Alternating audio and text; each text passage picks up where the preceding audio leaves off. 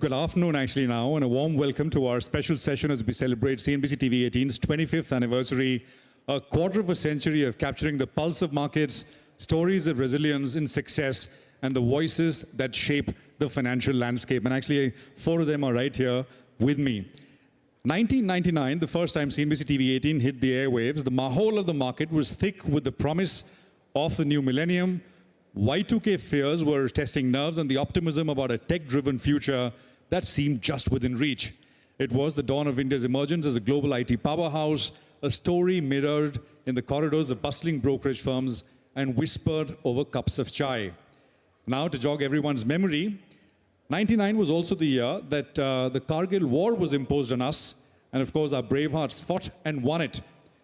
Coming over to Mumbai and Bollywood, the nation was dancing to the tunes of Karan Johar's Koi Mil Gaya from Kuch Kuch Hota Hai. And by the way, Karan is going to be here later as well. Investors, though, were humming the same tune, but for tech stocks, IT stocks. HCL Tech had just launched its IPO. Infosys was the undisputed Badshah of the Bazaar, and the Sensex had just hit 5,000 for the first time. By the way, over across the oceans, NVIDIA had just made its debut on Wall Street. So as we raise a toast to 25 years of CNBC TV 18, let's take a moment to appreciate the journey, the bull runs, the bear claws, and everything in between. Welcome to this session with four legends of the market who are with us from the very beginning and need absolutely no introduction. Gentlemen, thank you very much, all of you. I want to start by asking Rameshji, if you want to start, what do you remember of 1999? Thanks, Prashant. Thank you first for having me here. It's been an exhilarating 25 years. I mean, it's bookended by, as you said, the Y2K problem in 99 and the pandemic a few years ago. But it's been an exhilarating journey for all of us as investors, and to see it was very interesting, not only from markets, politics, and business point of view. From markets, the Sensex, as you pointed out, was 5,000. It's closer to 80,000. But what people may not know, the Dow at that time was 11,000. So we were half the Dow level. Now we're almost double the Dow level. We're at 80,000 in the Dow at 45,000. So that's been extraordinary. Of course, in rupee terms, it's cheating a little bit, but that's what it is. In terms of markets, as you said correctly, Infosys got listed, and also NVIDIA got listed, as you said. And one other company that became a tech giant got listed in 95, which is Alibaba by Jack Ma. That got listed in 99. And in terms of politics, what I find interesting, of course, October 12th, General Pervez Musharraf came to power in a coup in Pakistan. October 13th, Bajpayee ji was sworn in as for the third time as Prime Minister of India. So exhilarating year, and exhilarating 25 years, Prashant. Oh, lovely, absolutely. Ramdev ji, were you humming Koi Mil Gaya or were you watching Infosys? No, I think we have been the biggest beneficiary of birth of CNBC TV 18, personally as well as the firm. And the spread of equity culture and common man really embracing the CNBC and the markets. And now, finally, it is happening. I mean, what seeds have been shown is from 99, finally from 2020, the demat explosion which is happening. I think the role you all have played is immense. So I'm sure this is just about the start of the journey of yet another, what Dr. Rangarajan said about deregulation of Indian economy, dismantle everything, dollar, rupee, interest rates, everything. I think that moment is here in Indian equities, starting from 2020-21. And let's see how, when there will be some ceremony, 25 years henceforth. And then they'll remember what Indian equities have done in the next 25 years. I mean, you've been a sort of absolute bull, and you've kept the faith, Ramdevji, and you've made the money. You just mentioned 25 years from here. You want to, right at the beginning, you want to tell us where we will be? Index levels, 25?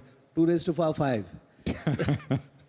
So I think, you see, that 50, I've been in the market for 45 years, and I have seen Sensex at 100, which is at about 80,000 plus.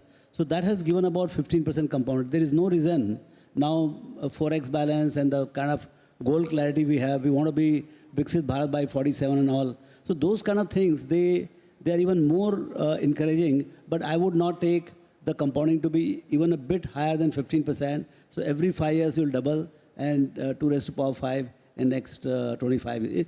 Actually, when you talk about 25 years, you don't believe where it will reach, but we'll reach there. That's very well put, Manish. What do you remember? 99. They said it well. Actually, it's hard to imagine India's total market capitalization was below $200 billion, which is not even equal to what TCS or Reliance alone have today. And that's been the journey, that 25 times the market cap has gone up from 200 billion to north of 5 trillion. And I agree with him entirely that next 20 years, if you don't do 16 times more from here, I'm working on the basis that I'll be older and grayer, although I'm 10 years younger, I must confess. So I'm the baby on the panel. But I think in the next 20 years, if we don't do 10 to 15 times even from here, I'll be surprised. And we are on a takeoff trajectory. But I remember 1999 for the heroic valor of the Indian Army in the Kargil War. And the phrase which had got all of us youngsters back then was, "Ye dil mange more," from Bikram Batra when he took Tiger Top. So salute to the Army for keeping us the way we are. Absolutely. And very well put, Manish. Ramesh, you want to add something? No, I mean, it's a salute, and it's been an exhilarating journey that I find astonishing. But one thing that I would probably disagree with Manish is that we can't extrapolate what happened in the last 30 years to the next 30. Otherwise, China would have been soaring in the clouds right now. It doesn't typically happen. And I do feel, for whatever it's worth, I think India will do fine, and it's a risk not to be invested. But I do feel that on November 5th, 2024, what happened in America changed the world. I think we'll understand the implications of that in a few years from now. When I was a young man in 1989 and the Berlin Wall fell, I knew something had changed in the world. I couldn't figure out what it was. But it was a triumph of capitalism over communism. That became more apparent as the years rolled by. So I think in the next 25 years, America is such an important world player, 30% of the global economy, 60% of the market cap of the world, that what happens in America influences the rest of the world. And unfortunately, I think America started looking backwards, looking inwards. I think we did a word cloud 25 years from now or 10 years from now. I think one word that would come up very frequently is a word called mercantilism. A change in the free trade, UN, and NATO. The world grew on the back of America. May not happen in the next 5, 10 years. So the world will definitely look different. I would not be one to extrapolate straight into the future, but there'll be lots of opportunities to make money. And I want to pick on those points in just a bit, Rameshji, because that is also something we want to address, because markets have been going through a bit of a tough phase. But let's welcome in Ashish Bhai as well. I can say with some confidence that the three of you here and many in the audience are shareholders of National Stock Exchange. For those who don't know, NSE is now valued at $60 billion. It's, if it were listed today, it would be in the top 10 in terms of market capitalization. But Ashish Bhai, let's start at 99. I mean, you're also someone who actually, I can say, built the markets, the market infrastructure. You were at the NSE in 99. What do you remember of that year?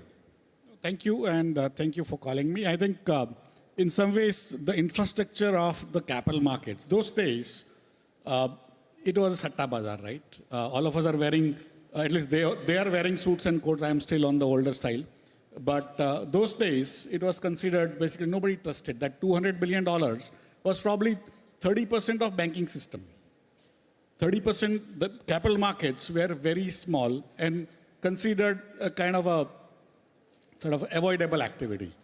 Today, it is almost 220%, 2.5, or a few days back it was 2.5 times. Now probably it's 220% of the entire banking system. That is the change. And the back end that NSE came about, first year it became larger than any exchange in India, but it also started clearing corporation. It started depositories. They were all building blocks of creating a framework, and then we were also working on setting up derivatives. So 1999, Vajpayee government came, and one of the first things I was told was that we required a change in the Securities Contract Regulation Act if we need to set up a derivatives market. And so we started working on that, although we were working on derivatives from 1995. At the last moment, it came saying, if you don't do this, this will not work. And so, of course, it went to the parliament, got cleared, and that's where the derivatives actually came about in 2000. I think June 12 is when NSE started. You fought for derivatives back then, and now you're fighting for them again. And It's I come think full circle. one of the first panels, I recall CNBC office just behind TV towers in Worli in Mumbai. It was like a industrial place, and it was with M.G. Damani, who used to be the ex-president of Bombay Stock Exchange. I was like 27, 20-year-old, and he was the doyen.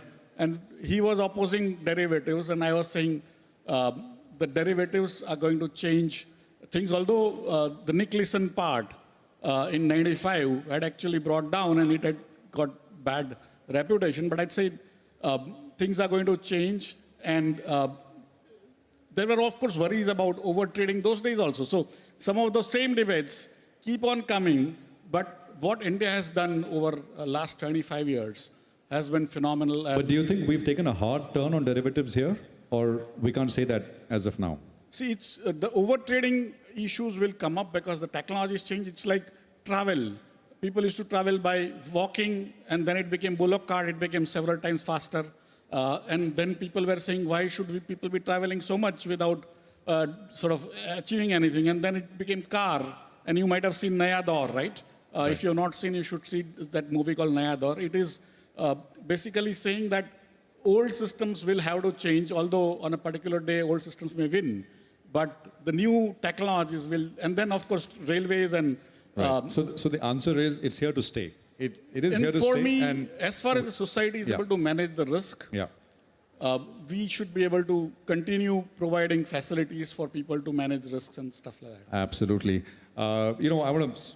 All of you are. We invite you for wisdom, to learn from all of you in terms of what the lessons are for. And so many new investors have come into the market over the last 4 years specifically. 10.5 crore investors in this market now. Rameshji, before I get to here and now and what from here, just 2 or 3 most important lessons that new investors should remember.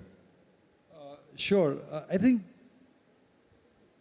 30 years in the market, Prashant, have taught me 2 things. One, remain broadly invested in the market.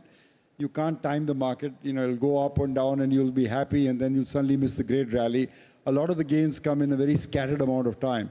So broadly remain invested in high quality businesses, if you will. The second, of course, I think which all 3 will agree is the magic of compounding that takes place. I think you should never let that be interrupted. It's like you're rolling a ball of snow, as Buffett said, down a hill. So you want to make sure that the hill is very long, which means either you're very young or you live very old. And that's what's magical. I think compounding can take, in one generation, from poverty to wealth, if it's done properly. So I think the enduring lesson that I want to give to a younger audience or to a young India is understand how compounding work. It's actually the 8th wonder of the world. Ramdevji, just 2 or 3 top lessons for investors. What you've learned really and imbibed. I mean, for the guys who can afford, they should buy only equities out of their savings. Should be fully invested. Don't time the market, what Ramesh said. It works brilliant. I mean, I've seen 45 years. It goes very smooth. Some days are painful, but that's the price you pay for 15% portfolio yield. So that's been the message. And there are only 2 markets in the world which are compounded, America and India. And we are lucky to be in India, I'm telling you. Because in China, which is as big a market, a much bigger market, you have, like, in 2020, CSI 300 was about 2,000, and in 25 years, they are struggling at 4,000. We were at that time 1,000 Nifty. Today we are at 24, 25,000. So that smoothness of the market is extremely important. That slope is very, very important, and that's the achievement of Indian way of working, entrepreneurship, the political management, the bankers' freedom to determine interest rates and those kind of things, and ever-building institution. You look at, I don't think there is anything like NSE in the whole world. I mean, you clear $7, $8, $9 trillion, and they can do still 5, 10x of that without any problem. So this country has that capability to create, and this technology, the digital technology, is so exponential. I think we have to be optimist. First thing is you have to be optimist to come in the market and stay invested and wait for your compounding to happen, because patience is going to be the most important thing. Time in the market, basically. Time in the market, but patience. While you are in the market, you should bring the patience when the things are bad. Yeah. Like When the markets are roaring, everybody's in the market. But when times are bad, actually markets are falling. That time you should have the patience and stay invested. I'm going to ask you whether this is one of those times in just a bit, but Manish, tell us your 2 or 3. Yeah, continuation of the same. So number one is the price that you pay is the only thing you control as an investor. So when there are times like what we're going through now, is not the time to lose the faith, but to actually double down. So enter at good prices. The soil in India is fertile for entrepreneurs and business. So stay the long haul because you will compound a lot of money. And 3, back the right leadership. You can be in the best business with the wrong jockey on the horse, as you call it. But if you find the right jockey, he's going to make even a stupid horse run well. So back the right people, the right business, think long term, be long term greedy. But remember, price is the only thing in your hand. So be very, very strict on that. I think all of you have backed the jockey sitting to your left. Ashish Bhai. Come on, Ashish. So when are we going to see, how close are we to a listing at the NSE? We do list companies every day. It's a nice one. And this year itself, we have listed 150 companies. 50 in the main board, 100 in the SME. This financial year, that is from April 1 onward. So effectively, keep on listing. But if you are referring to NSE's listing, we don't have visibility. But are we closer than we were last year? I mean, every step looks closer, but ultimately, finally, Manzil dur nahi hai. It's at the same time, one has to be patient, as they say, because in our case, we wear many hats, especially as regulators, and we need to be very careful on many, many things. At the same time, providing a well-functioning, fair, efficient, transparent, extreme low-cost, very orderly markets are the main priority. Ashish Bhai is using everything you said to avoid answering the question.